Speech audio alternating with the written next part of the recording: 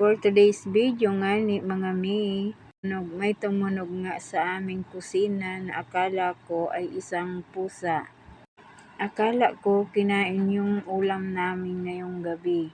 Tinawag ko ang anak ko. Akala ko siya ang nag-ingay mga Yun pala, pagtingin ko sa labas, yung aso namin, siya pala ay nandoon na higa sa aming mesa. Yan po ang aso.